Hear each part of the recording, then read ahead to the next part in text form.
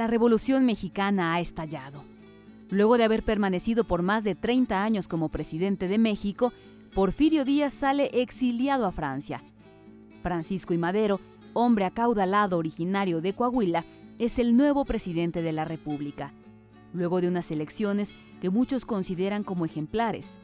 Pero pronto, nuevos retos habrían de enfrentarse. Madero tenía una política democrática, la cual para otros revolucionarios que hasta ahora habían sido sus aliados, no era suficiente para atender las demandas sociales. El presidente Madero, conocedor de la preparación e ideología de Ángeles, lo invita a regresar y sumarse al movimiento maderista. Ya en México, lo nombra director del Colegio Militar. Y pronto fue ascendido a general brigadier. Pero en escasos meses, estoy hablando de 5 o 6 meses, Madero se ve en la necesidad de pedirle que sea jefe de operaciones en el estado de Morelos, donde todavía seguía levantado en armas Emiliano Zapata. Y ahí había que buscar cómo limar las asperezas con Zapata.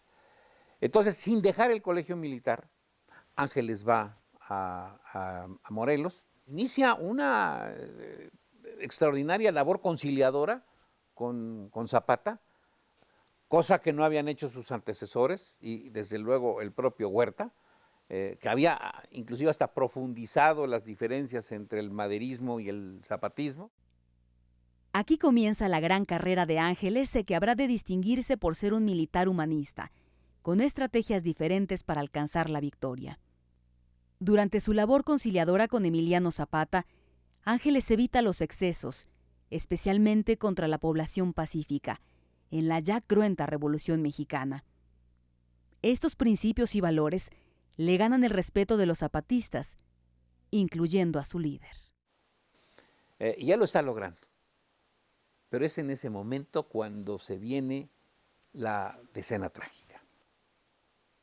¿Cuál sería la confianza de Madero? Nada más imagínense que en su coche, con su chofer y 2 personas más, se va a Cuernavaca en busca de Felipe Ángeles, porque no tiene confianza en los jefes militares de la plaza, incluido a Victoriano Huerta.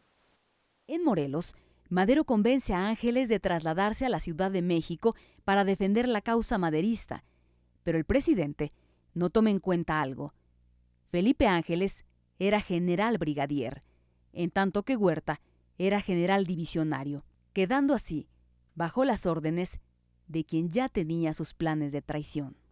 Y que, bueno, ese fue el error de Madero, otro de los muchos que cometió, haber puesto a Felipe Ángeles a defenderlo, pero bajo las órdenes de quien lo estaba traicionando, que era Victoriano Huerta. Yo creo que Ángeles se da cuenta de la traición de Victoriano Huerta ya muy tarde. Le cuestionan mucho esto, ¿por qué no lo hizo? Pues porque era militar y porque había que respetar los grados militares. Y aunque hizo su propia batalla, su propia defensa de Madero, siempre obedeció a Huerta. Y recordemos que Huerta tenía pues prácticamente todo hecho. Y efectivamente, el enemigo estaba en casa.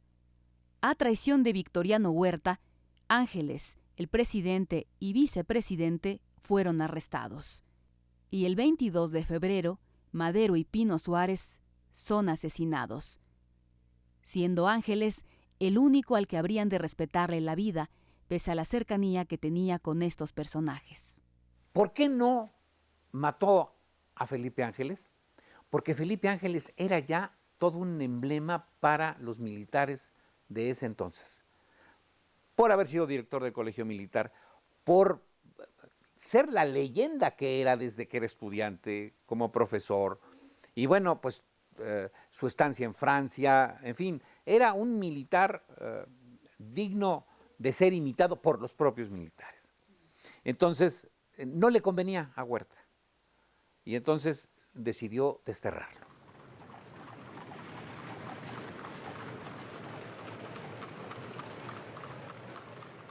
Felipe Ángeles envía a Estados Unidos a su esposa Clara y también a sus hijos.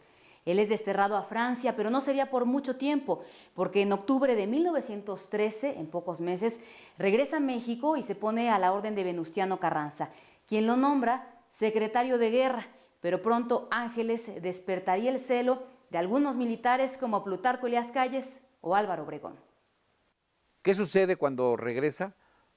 Pues que todos los militares se ven amenazados de quedar en el primer plano y pasar a un segundo plano. Fue una patada en el hígado sobre todo para Obregón, pero para todos los militares de aquel entonces, que a partir de este momento hicieron todo lo posible, hasta que Carranza tuvo que hacerse para atrás y cancelar el nombramiento, y no solo cancelarlo, sino alejarlo del primer círculo que tenía y mandarlo con Villa, que como decía hace un momento, pues ya era un dolor de cabeza para la revolución.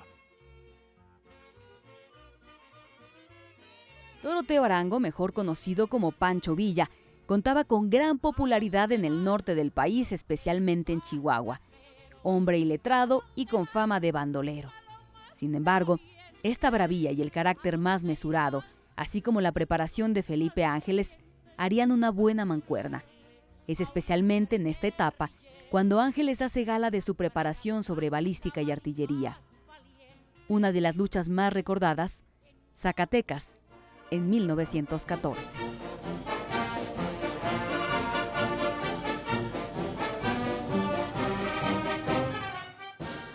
Es tan importante la batalla que ahí se define la revolución. La cereza importante del pastel en la batalla de Zacatecas es la artillería, que es gracias a la cual los revolucionarios logran derrotar al ejército federal, que era prácticamente una reconcentración de todos los importantes jefes militares en la ciudad de Zacatecas. Pero hay una cosa que es importantísima. Los habitantes de Zacatecas en ese entonces le agradecieron a Felipe Ángeles que la artillería que él dirigió estuviese dirigida solo a blancos militares. Es decir, que no se tocaron templos, casas, etc.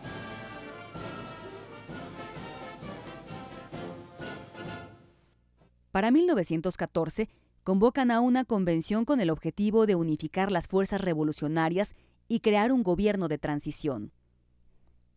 Durante la Convención de Aguascalientes, Ángeles delineó ideológicamente cómo debería ser un ejército revolucionario, humanista y al servicio del pueblo.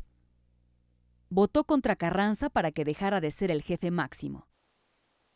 En tanto, Francisco Villa acepta ser filmado en sus batallas por empresas cinematográficas estadounidenses, pero pronto también vendrán las derrotas. Ángeles estaba perfectamente cierto que Obregón estaba llevando a Villa al terreno en donde le iba a ganar la batalla, por una parte. Y por la otra, Villa ya no había ganado adeptos. Villa se había deslumbrado con el cine norteamericano que lo había venido a filmar y una serie de cosas, en fin. Entonces, Villa había cambiado bastante. Y en 1915, ante la derrota del Bajío, Ángeles abandona Villa, quien se dice había desoído sus consejos. Pero el final para Ángeles estaba cerca.